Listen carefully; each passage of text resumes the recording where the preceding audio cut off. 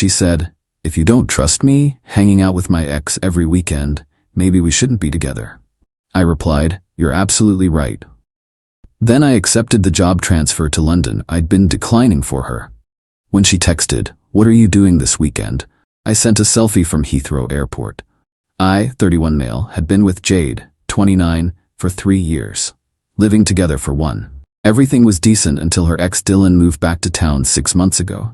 Suddenly, she had book club every Saturday, except book club was just her and Dylan at his apartment catching up and maintaining a friendship.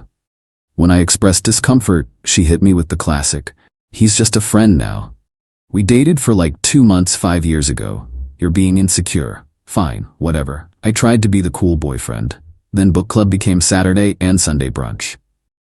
Then Friday movie nights got added because Dylan's going through a tough time with his dad's health. The breaking point came 3 weeks ago.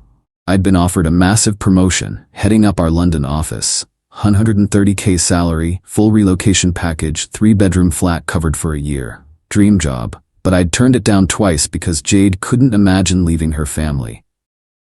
That Saturday, she was getting ready for book club again. Hair done, new dress, perfume that she never wore for our date nights. "You sure you don't want to skip today? We could check out that new Korean place." She rolled her eyes. "God, Ryan, we've been over this. Dylan and I are friends. If you don't trust me hanging out with my ex every weekend, maybe we shouldn't be together." I looked at her for a long moment. "You're absolutely right." "Finally. See, I knew you'd—" "Wait, what?" "You're right, we shouldn't be together." Her face went through about 12 expressions. "Ryan, I didn't mean—" "No, you made a good point. This isn't working." I walked to our bedroom and sent an email to my boss. "I'll take the London position. Can start in 2 weeks. Jade followed me. "What are you doing?" I was just frustrated. "You can't just—" "I'm accepting a job offer. You should probably stay at your parents' tonight, or Dylan's, your choice." "Are you seriously breaking up with me over this?" "You literally just said we shouldn't be together." "I'm agreeing." She started crying, not sad tears, angry ones. "You're being ridiculous. It's just friendship." "Cool, be friends. I'll be in London." She grabbed her purse and stormed out. "You'll regret this." 20 minutes later, my phone exploded. "Baby, let's talk about this. You can't just end 3 years like this. I'll stop seeing Dylan if it bothers you that much." "Ryan, please." "This is so immature." I didn't respond. Instead, I started packing. Update 1. The last week has been illuminating. After our breakup, Jade went straight to Dylan's. I know because she posted an Instagram story from his couch with a wine glass and the caption, "When life gives you lemons," at 2 a.m. Her best friend Mia texted me, "Did you guys really break up?" "Me?" asked Jade. "She's the one who suggested it." "She says you're moving to London?" "Yep, yep. But she told everyone you'd never leave because you're too attached to your mom." "My mom lives in Florida. I see her twice a year." Meanwhile, I was busy. Submitted my 2 weeks notice, started shipping stuff to London, found someone to take over my lease. The company was covering everything. Movers, flights, temporary housing. The works. Jade tried to come by the apartment while I was packing. I'd already changed the locks. She wasn't on the lease. Just stayed over so much she basically lived there. "Ryan, I know you're in there. We need to talk." I texted her. "Your stuff is in boxes by the door. Please take them." "I'm not taking my stuff because I'm not leaving. This is insane. The lease is under my name. You never officially moved in, remember? You insisted on keeping your parents' address for mail." That was her tax evasion scheme, claiming she still lived at home to avoid city taxes. Backfired beautifully. She left, but not before telling our entire friend group I was having a mental breakdown and abandoning everything for a stupid job. Then the Dylan truth came out. My buddy Ethan works at the same gym as Dylan. Overheard him on the phone. "Yeah, she's basically single now. Her boyfriend's having some crisis." "No, babe, I told you. Jade and I are just friends." "Yes, I'm still coming to your sister's wedding." "What do you mean you saw Instagram? That was nothing." Turns out Dylan has a girlfriend, Olivia, who lives 2 hours away and comes down every other weekend. The weekends when Jade supposedly had family obligations. Ethan sent me screenshots of Dylan's texts in their gym group chat from 2 months ago. "Boys, You gotta see this chick I'm hooking up with. Her boyfriend thinks we're having book club. Mao. I forwarded them to Jade with one word, interesting. She called 17 times. I was busy booking my flight. Update 2. My flight was Saturday at 3 p.m. The same Saturday Jade had book club for 3 months straight. That morning, she showed up with her mom, Diane, and her sister Haley. Full intervention mode. Ryan, sweetheart, Diane started. Jade told us about your mental health crisis. What crisis? The sudden decision to abandon your life and move across the world. It's clearly a cry for help. It's a 70% pay raise and an executive position. Haley jumped in. But what about Jade?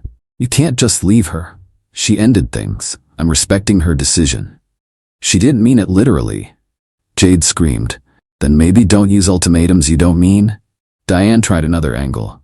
What about the apartment? Jade's been living here. No, she's been visiting. All her mail goes to your house. She's not on any bills. Legally, she's a guest.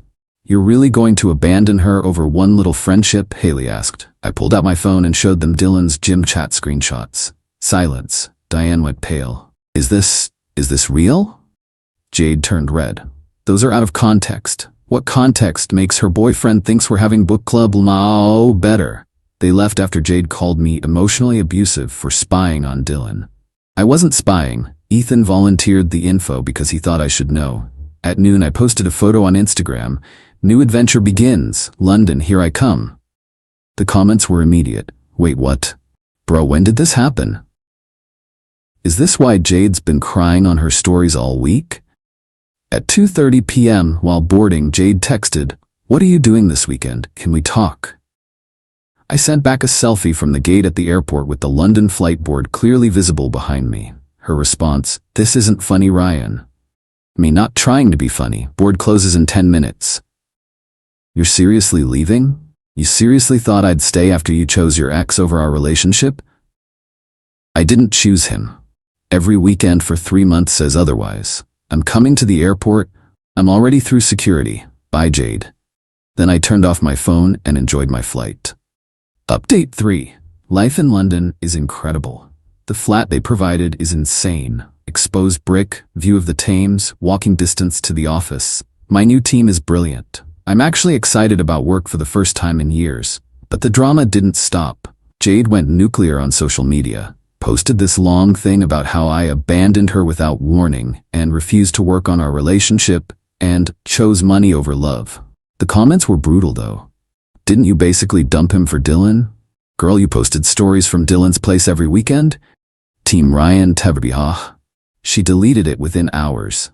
Then came the truth bomb. Olivia, Dylan's actual girlfriend, found out everything. She reached out to me on Instagram. Hey, you don't know me, but I'm Dylan's girlfriend. Or was. I saw your ex's posts about you leaving for London. Dylan told me she was psycho and obsessed with him. I'm guessing that's not true? I sent her everything. The book club lies, the screenshots from the gym chat, the timeline of their meetups. She was devastated but grateful. Then she sent Emmy something. Screenshots of Dylan's texts to her. Jade's just lonely since her boyfriend works so much. She needs a friend. Yeah, she's pretty, but nothing compared to you, babe. Her boyfriend's kind of a loser anyway, probably makes like 40K doing IT or something. I made 75K, now I make 130K, but sure, Dylan, go off. Olivia dumped Dylan spectacularly. Posted all the screenshots on her Instagram story, tagged # cheater, liar, book club my ass. Dylan called me from 3 different numbers. Bro, you need to control your woman. She's destroying my life. Not my woman, not my problem. This is between me and Jade. You had no right. You had no right to bang my girlfriend every weekend, but here we are. We weren't. Dylan, I literally don't care anymore. I'm in London. Deal with your own mess. He tried to spin it as Jade seducing him. Jade tried to spin it as Dylan manipulating her. They deserved each other. Update 4. So Jade tried to play the ultimate card. She flew to London. Showed up at my office building. Security wouldn't let her in, God bless corporate security, so she waited outside for 4 hours until I came out for lunch. Ryan, we need to talk. How did you even? Mia follows your colleague on Instagram, saw the building in his story, stalker level expert. Jade, you can't be here. I flew 4,000 miles, the least you can do is have coffee with me. Against my better judgment, I agreed. 1 coffee. Public place. She looked rough. Hair unwashed, no makeup, same sweatshirt she'd been wearing in her Instagram stories for a week. I made a mistake, she started. Which one? The ultimatum? The lying? Dylan? All of it. Ryan, I thought I could have both. I thought you'd always be there. Why would you think that? Because you always were. You never stood up to me, never called me out. You thought I was a doormat. She started crying. That's not. Jade, you told our friends I was too attached to my mom to leave. You lied about book club for months. You were sleeping with Dylan while I was turning down my dream job for you. We only slept together twice. Oh, just twice? My bad. That makes it fine then. I mean, it didn't mean anything. Neither did our relationship, apparently. She pulled out her phone. Look, I've changed. I blocked Dylan. I'm in therapy. I'm working on myself. Good for you, genuinely. But I've moved on. You've been here a month. You can't have moved on. I moved on the moment you said we shouldn't be together. I just took your advice. Then she played what she thought was her ace. I'm pregnant. I laughed. Actually laughed. No, you're not. How do you? Because we haven't had sex in 2 months. You were always too tired after book club. Unless it's Dylan's? Her face crumbled. I'm not pregnant. I know. I needed you to care. I did care for 3 years. You just didn't notice until I stopped. She flew back that night, but not before sending one last manipulative text. I'll wait for you, however long it takes.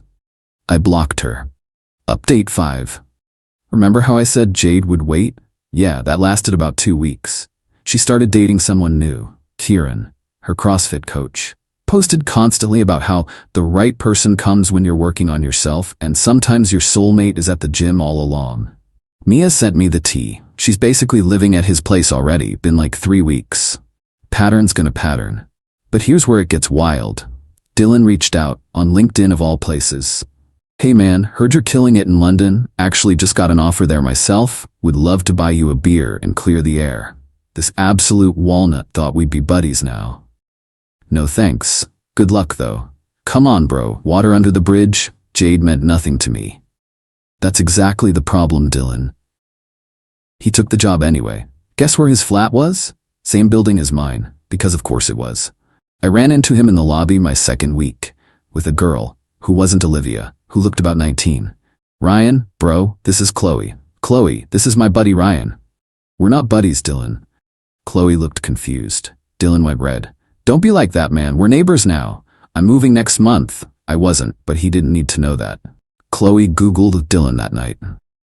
Found Olivia's tagged posts, dumped him via text in the building's WhatsApp group by accident instead of texting him directly. Dylan, I can't believe you're the book club cheater. We're done. 212 residents saw that message. The security guys call him book club now. Final update. Jade's relationship with Kieran exploded. Shocking, I know. Turns out Kieran was also just friends with his ex. They had workout sessions every weekend. Jade found them in a very compromising stretching position. She messaged me on WhatsApp, forgot to block her there. Now I understand how you felt. I'm so sorry. I left her on read. But the real karma came from an unexpected source. The tax thing. Remember how Jade claimed she lived with her parents to avoid city taxes? Well, someone reported her. That someone may have been Olivia, who works for the state tax department and takes fraud very seriously. Jade owed 3 years of back taxes, penalties, and interest. About $18 total. Her parents had to bail her out, but only after making her move back home for real this time. Dylan's still in London, but his reputation preceded him. The book club story spread through our industry. It's smaller than you'd think. He's been on exactly 0 dates from work events. Still calls me bro in the elevator. I still ignore him. Haley reached out last week. Jade wanted me to tell you she's sorry. She's really working on herself now. That's nice. I hope she figures it out. She also wanted to know if you're seeing anyone. Yes, I am. Her name's Awif. She's Irish, works in publishing, thinks the whole book club story is hilarious, and has exactly 0 exes she hangs out with every weekend. Last week was my 6-month review. Got another raise and a permanent position. The company wants me here long term. I said yes immediately. Jade's last Instagram post was about growing through what you go through. And sometimes the best thing someone can do is leave so you can find yourself. The comments were turned off. To everyone who said I should have fought for the relationship, why? She literally told me we shouldn't be together if I couldn't handle her hanging with her ex every weekend. I just agreed with her assessment. To those saying I was too harsh, I turned down a life-changing opportunity twice for someone who was cheating on me every weekend while calling me insecure. I wasn't harsh enough. And to those asking if I regret leaving, I'm making almost double my old salary, living in an amazing city, dating someone who actually respects me, and Dylan has to see me thriving every single day in the building where everyone calls him book club. My only regret is not taking the job the first time it was offered. Oh, and Jade, since I know you still check my socials with fake accounts, Faye and I are planning a weekend trip to Paris. Don't worry though, it's not with her ex. She doesn't need book club to be happy. Cheers from London. Edit. Stop asking for Dylan's LinkedIn. Let's not do that. Edit 2. Yes, Olivia really works for the tax department. Yes, she really reported Jade. No, I didn't ask her to, but I'm not mad about it. Edit 3. To everyone saying this is fake because of the coincidence of Dylan being in the same building, it's corporate housing. The company has a deal with the building. There are 4 other people from my industry here. London's big, but professional circles are small.